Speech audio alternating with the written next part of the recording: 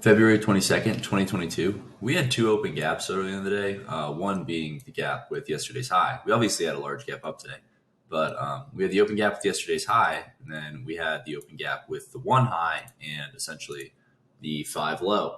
Bears, in general, when you get this big of a gap up, generally bears who are going to sell above one are going to be able to scale in and make money. It's not a sure thing, obviously, it never is, but it's a pretty good probability trade, I would think. So, those bears, there's probably a lot of traders willing to take this trade, and they were surprised when they weren't able to get out, and that's one of the things that led to such a large bull day. We also got a measure move up of this wedge. You could argue the wedge 1, 2, 3, and then we got a measured move up of that, which was about it was with bodies today.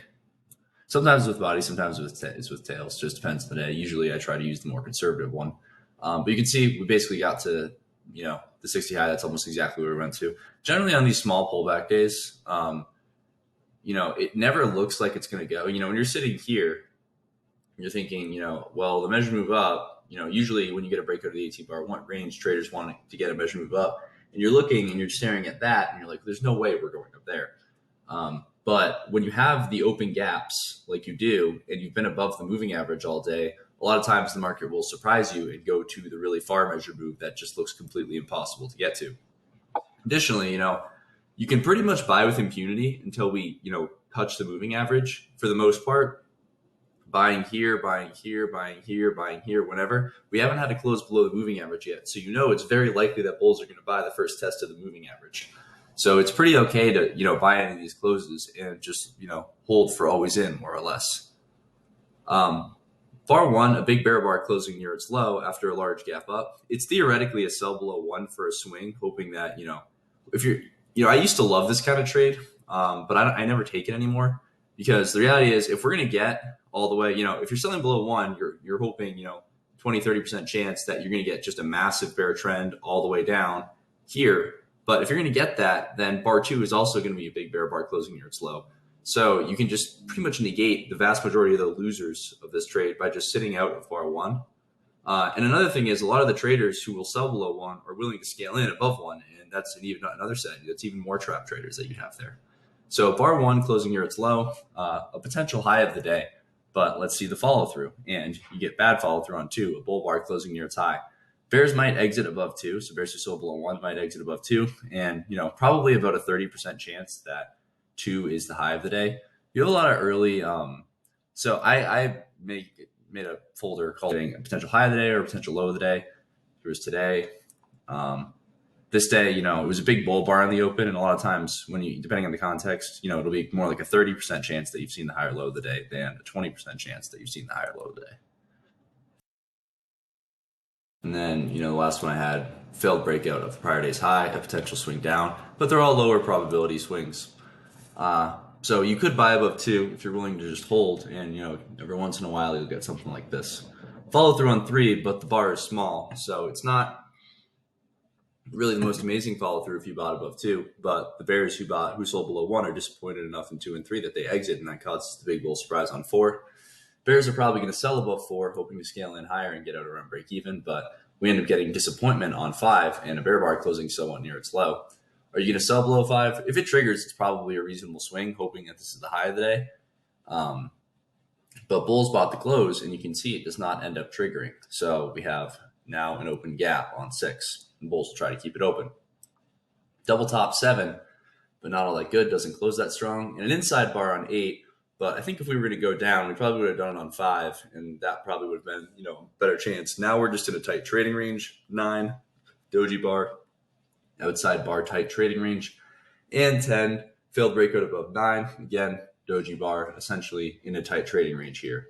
11, a bull bar closing on its high. It's a credible buy since this was, we're clearly always in long after 4, and the market has never gone to always in short. So okay buy above 11 for a swing. Follow through 12, good for the bulls. Follow through 13, good for the bulls. But big tail 12, so not as good as it could be. And the follow through 13 here, not as good as it could be. 14, outside down, bear bar closing near its low. It's a wedge with 1, 5, and 14, so you could probably sell for a swing. But, it's probably going to be a minor reversal. You're coming off of 3 straight bull bars, and this was pretty strong. So you have to keep in mind that while, you're hoping you're going to get a big bear trend, most likely it's just going to be a minor reversal. Follow through for the Bears on 15 and on 16. And now you're at the bottom of this trading range. I thought the Bears had a couple of things going for them here, but there was a couple of problems I had. One was if you sold below 14, where's 2-to-1 of your true risk? It's basically right around the 16 low.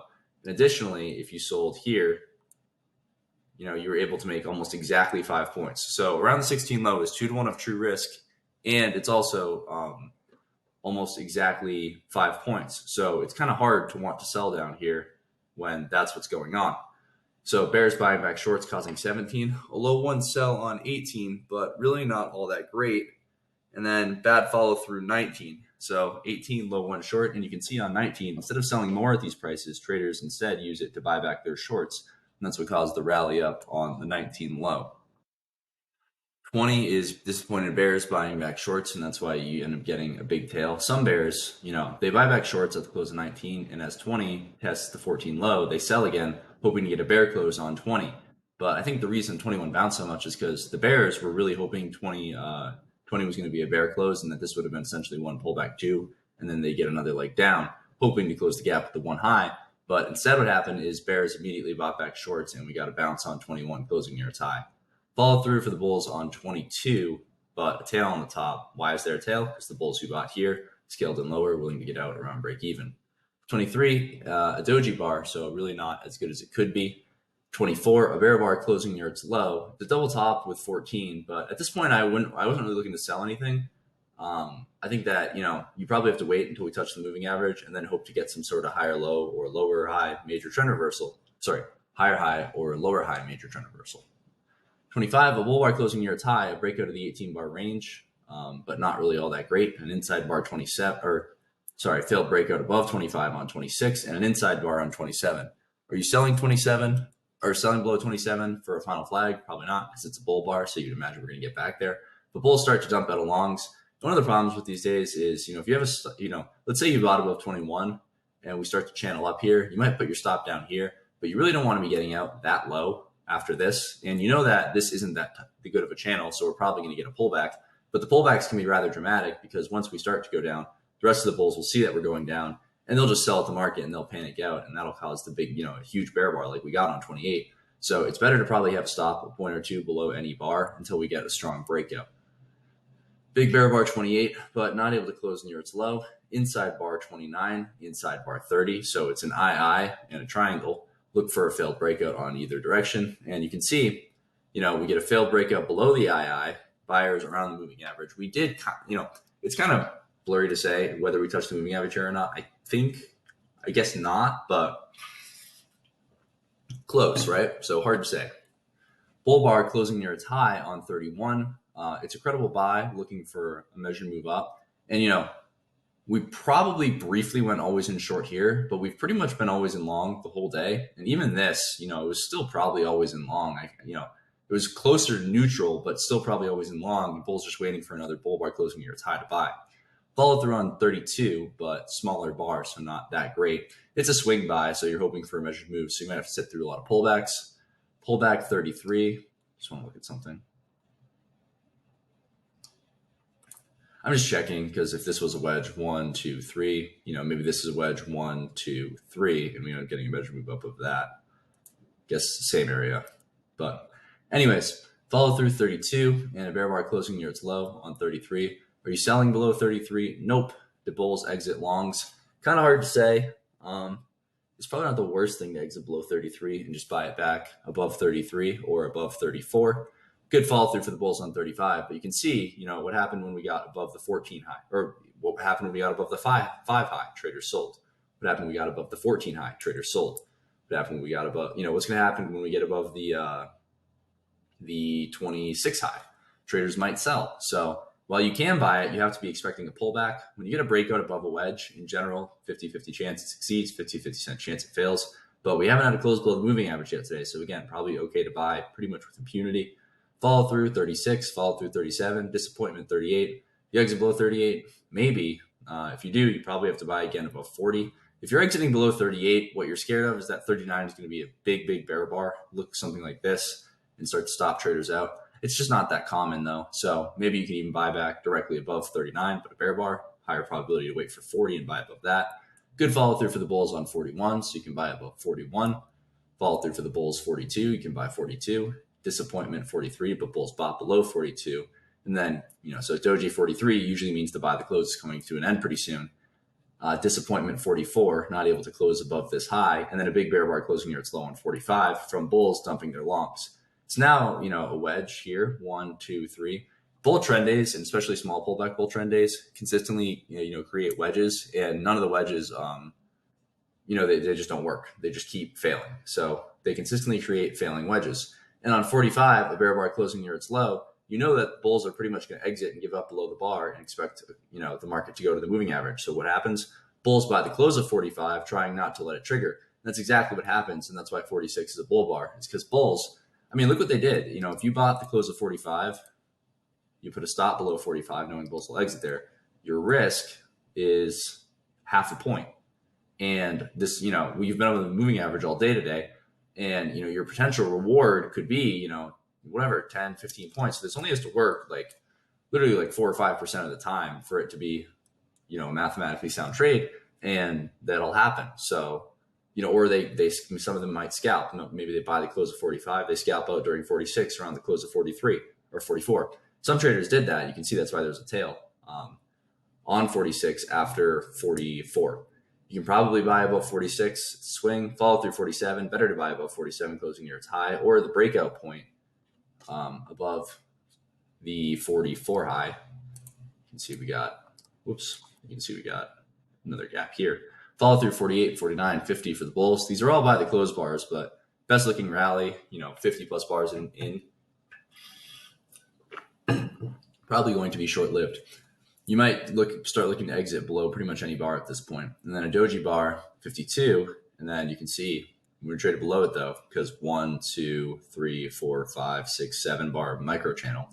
So although it's a doji bar and the buy the close is probably going to come to an end, we still have not traded below the moving average or below moving average yet today. And it's a 7 bull bar micro channel. So traders will buy below.